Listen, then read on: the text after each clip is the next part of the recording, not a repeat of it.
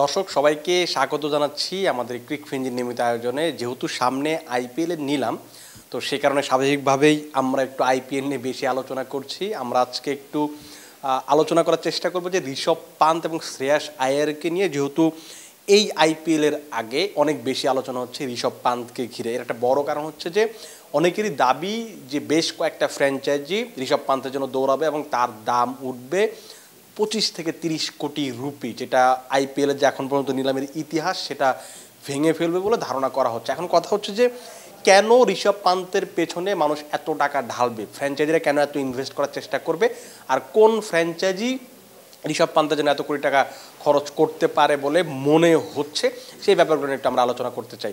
তো ঋষভ পান্ত নর্মালি যেমন একটা অপশন, সেটা হচ্ছে যে তিনি উইকেট কিপার ব্যাটসম্যান। তিনি লাস্ট টাইম যখন তিনি দিল্লিতে খেলেছেন, লাস্ট কয়েক বছর খেলেছেন, সেই দিল্লিতে কিন্তু তিনি ক্যাপ্টেন হিসেবে দায়িত্ব পালন করেছেন। সো আপনার জন্য একটা বড় অপশন হচ্ছে যে এই মুহূর্তে ভারতে যারা সুপারস্টার হওয়ার খুব কাছে আছেন, একদম কাছে বলতে কি তিনি এখনও নিজেও একজন স্টার।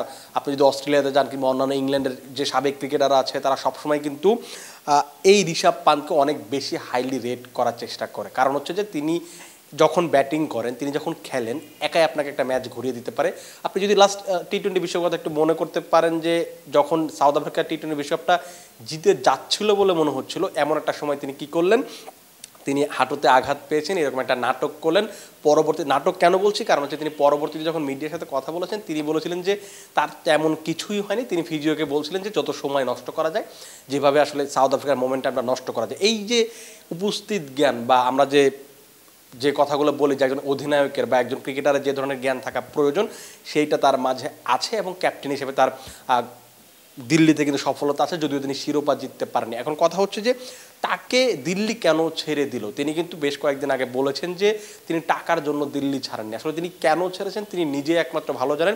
এটা হতে পারে যে ঠিক আছে, আমার নামটা একটু নিলামে দিলাম, দেখি আমাকে নিয়ে মানুষের আগ্রহটা কতটুকু, নিজের ভ্যালুটা একটু ভালো করে বোঝার জন্য হতে পারে এরকম একটা জিনিস। এখন যেটা হচ্ছে তার মতো ক্রিকেটার যখন আপনার নিলামে থাকবে, যখন ড্রাফট নিলামের টেবিলে থাকবে, তখন স্বাভাবিকভাবে বেশ কয়েকটা দল তার পেছনে ছুটবে। কারণ আপনি যখন তাকে দল নেবেন, আপনার 2-3টা জিনিস একেবারে আপনি ম্যানেজ করতে পারবেন। যেমন হচ্ছে তিনি একজন উইকেট কিপার, আপনি উইকেট কিপার আপনার নিয়ে টেনশন করতে হবে না। তিনি একজন 4 নাম্বার কিংবা 5 নাম্বারের জন্য জেনুইন ব্যাটসম্যান, সো আপনার ওই জায়গাটা আপনার কাভার আপ করতে পারবে। এবং তিনি একজন ক্যাপ্টেন ম্যাটেরিয়াল একজন ক্রিকেটার।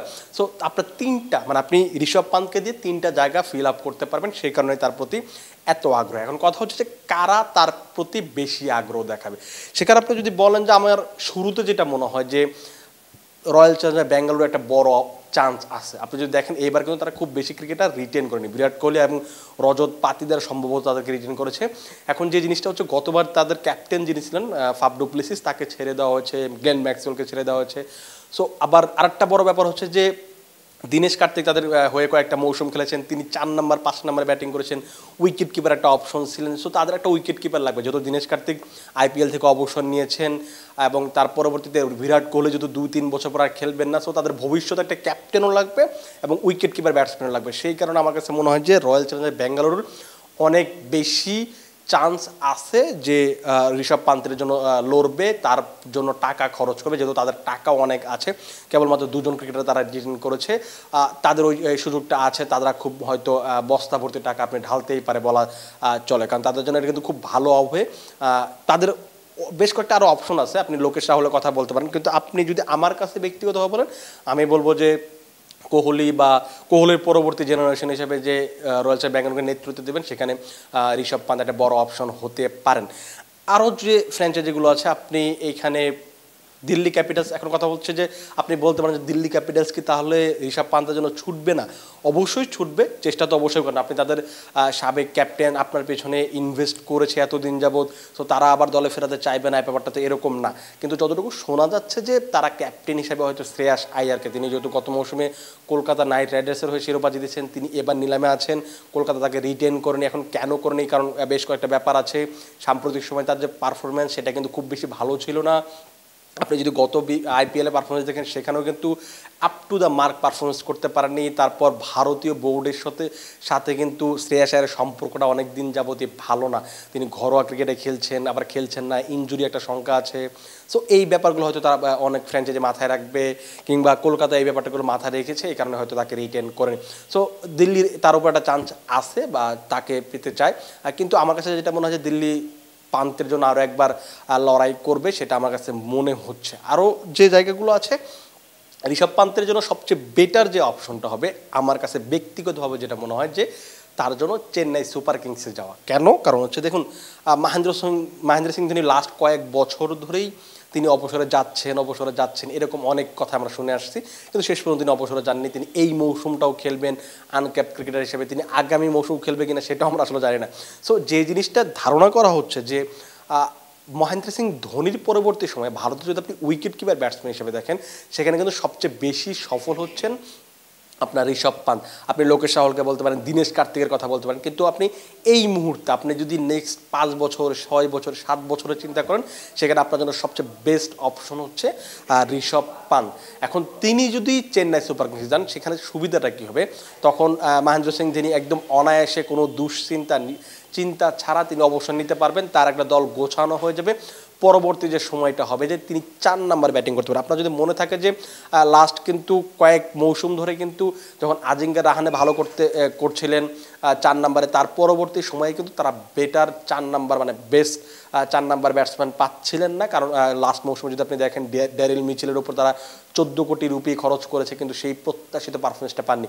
সো আপনার যদি দেশি ঋষভ পান্তের মতো কেউ একজন এই 4 নাম্বার ব্যাটিং করেন, সো আপনি যদি একদম রিল্যাক্স হতে পারবেন, আপনি পরবর্তী যে জায়গাগুলো আছে সেই জায়গাগুলো নিয়ে আপনি কাজ করতে পারবেন। সো ঋষভ পান্তের জন্য, ঋষভ পান্ত নিজের জন্য একটা ভালো অপশন হবে, কারণ সেই যে উইকেটগুলো একটু স্লো উইকেট, তিনি স্পিনটা ভালো খেলতে পারেন, পেস বল ভালো খেলতে পারেন না, ব্যাপারটা এরকম না। কিন্তু তিনি যদি সেখানে যান, তার একটা লিগেসি তৈরি হবে, যেটা মহেন্দ্র সিং ধোনি ক্রিয়েট করে গেছেন, সেই জিনিসটা তিনি টানতে পারবেন। এবং তার ওইখানে যে কিংবদন্তি একদম আপনি বয়স শেষ হওয়া পর্যন্ত চেন্নাই সুপার কিংসে খেলার একটা সুবিধা থাকবে। কারণ চেন্নাই সুপার কিংস এরকম একটা দল যাদের কিনা যার সঙ্গে সম্পর্ক তৈরি হয় তাদেরকে তারা ছাড়তে চায় না, সবসময় তারা কোর টিম মেনটেন করে। সেই ক্ষেত্রে ঋষভ পান্ত যদি সেখানে যান, অন্তত সেখানে তিনি 5 থেকে 7 বছর বা 10 বছর খেলার সুযোগ থাকবে।